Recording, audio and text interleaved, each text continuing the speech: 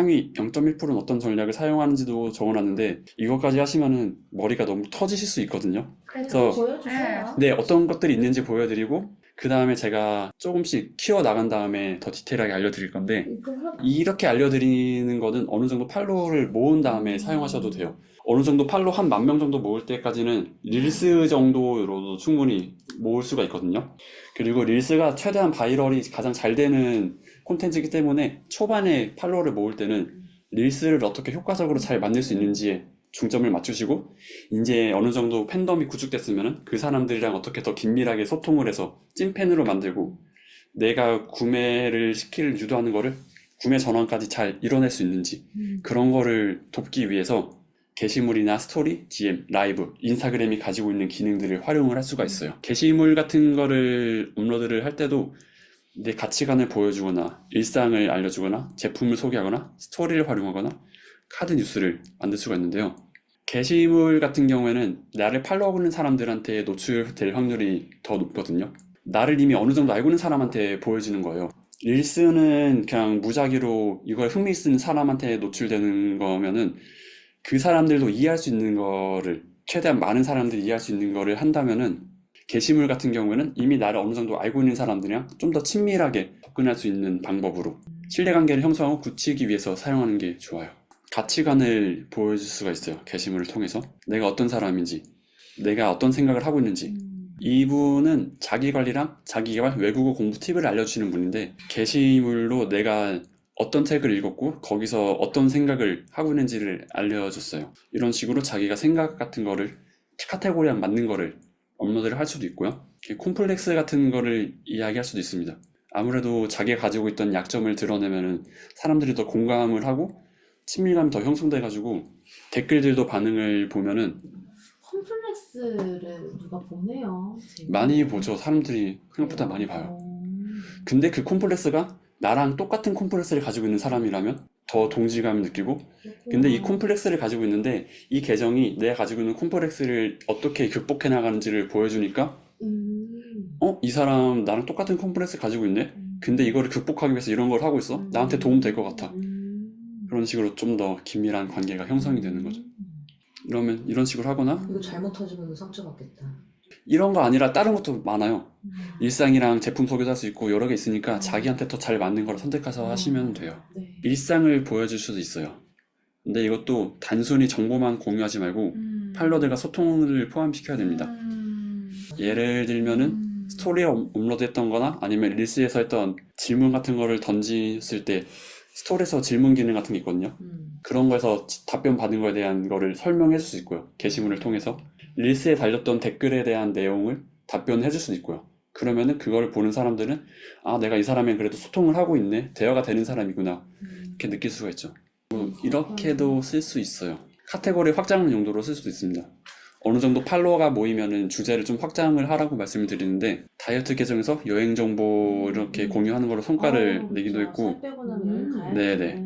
이것도 게시물 인사이트 보면은 도달이 15만이 넘었거든요. 근데 팔로워가 아닌 사람이 80% 정도 되고 이런 식으로도 낼 수가 있습니다. 야, 이 게시물인데 이렇게 도달이 되는구나. 네. 되지. 그래서 뭔가 자기가 지금 주제를 좀 확장시키고 있는데 이걸 해도 되나 신기하다. 마나 그거를 이렇게 아니, 게시물을 이 통해서 사진 하나 게시물이 그렇게 아니 있다는 엄청 게- 많아요. 이거 보여드릴까요? 아니 그래도 노출됐을 때는 사진 아니에요? 이렇게 그쵸. 보이는 건데 사진이죠. 이렇게 신기하다. 텍스트도 없는데 그 신기하다. 빼기 전 모습도 궁금해요. 그리고 이 부분 좀 많이 공감하실 것 같은데 제품 같은 거 소개하는 네. 것도 게시물 사용하면 좋거든요. 공동구매 같은 것도 게시물 통해서 제품 알려주는 걸 하면은 좋아요. 왜냐하면 릴스라는 거의 성격 자체가 거기다가 이거에 공구를 하는 거에 대해서 장점 같은 거나 기능 같은 거를 넣으면 사람들이 광고스럽다고 생각해가지고 전환이 잘 안 일어나거든요. 영상에서 이거 뭐가 좋고 뭐가 좋고 뭐가 좋으니까 이거 사세요 라고 말하면은 전환이 안 일어나니까 그거에 대해서 이거를 하기까지 내가 어떤 문제가 있었고 어떤 시행착오를 겪었는데 그거를 해결하는 게 이거다. 그러면서 제안을 해주면 스토리를 담아서 제안하는 게 전환율이 높은데 이렇게 기능 같은 것들은 알려줄 수가 없잖아요. 그래서 그렇게 포장 같은 건 어떻게 되고 사용은 어떻게 하고 제품 문제가 발생했을 때는 어떻게 대처해야 되는지 그런 거를 그런 것들을 게시물을 통해서 해놓으면 좋아요. 그리고 이분은 물방울 디바이스 같은 거를 공부를 하셨던 분인데 그래서 이거를 내가 왜 소개를 해주는지 이런 것도 알려줬어요. 게시물을 통해서. 근데 이분은 영상도 넣었거든요. 뷰티 디바이스가 엄청 많이 늘어났잖아요, 요즘에. 그죠. 엄청 다양한데 일단 일반 사람들을 좀 혹할 수 있는 많은 모습을 좀 넓혔죠. 이런 제품 같은 것들 설명 같은 거를 해주고 근데 내가 고른 거는 이거다 보여주면서 이거 관련된 내용들도 알려주고 있어요. 그리고 이렇게 제품 관련을 알려주고 사용 방법도 알려줍니다. 게시물에서. 저렇게 진심이어야지 알릴 수 있구나. 이거는 릴스에 업로드한 게 아니라 이거를 보는 사람들을 위해서 따로 영상을 만드신 거예요. 이분은 어떻게 사용하는지. 이거는 이거를 사용하는 방법을 따로 알려주는 거예요. 그냥 이게 어떻게 사용하는지 알려주면은 조회수가 많이 터질 수가 없잖아요.